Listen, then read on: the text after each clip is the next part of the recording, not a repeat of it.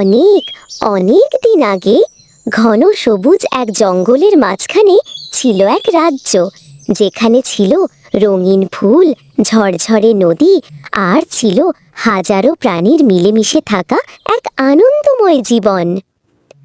এই জঙ্গলের এক বটগাছের ডালে থাকতো এক রাজকীয় টুনটুনি দম্পতি, রাজটুন আর রানী টুন।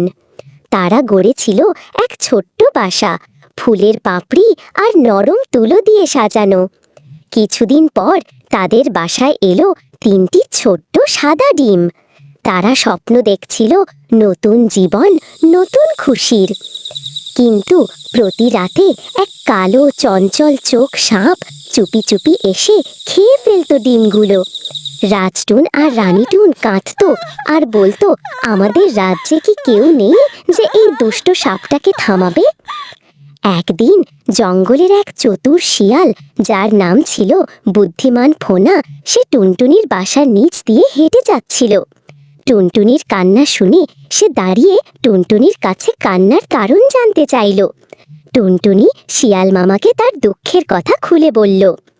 সব শুনে ফোনা বলল, শোনো, আমি জানি কিভাবে এই সাপকে শাস্তি দেওয়া যায়। রাজমহলের রাজকন্যা রোজ সকালে জঙ্গলের পাশে নদীতে গোসল করতে আসে। তার হাতে থাকে এক জাদুর সোনার বালা, যেটা রাজ পরিবারের সবচেয়ে দামি ধন। যদি তোমরা সেই বালাটি এনে সাপের গুহায় রেখে আসো, তবে রাজপ্রহরীরা ভেবে নেবে সাপ চোর। তখন রাজার সৈন্যরা তাকে ধরে ফেলবে। রাজটুন আর রানীটুন বিস্ময়ে তাকিয়ে রইল। এই তো দারুণ বুদ্ধি, কিন্তু আমরা অত সাহসী তো নই। ফোনা হেসে বলল, সাহস ছোট শরীরে নয়, বড় মনে থাকে। পরদিন ভোরবেলা রাজটুন আর রানীটুন উড়ে গেল নদীর ধারে। রাজকন্যা তখন ঠান্ডা পানিতে খেলা করছে। সে যখন চোখ বন্ধ করে গান গাইছে, রানীটুন নিঃশব্দে তার হাত থেকে সোনার বালাটি তুলে নিল। তারা দুজনে দ্রুত উড়ে গিয়ে সাপের গুহার ভিতরে সেটি রেখে এলো।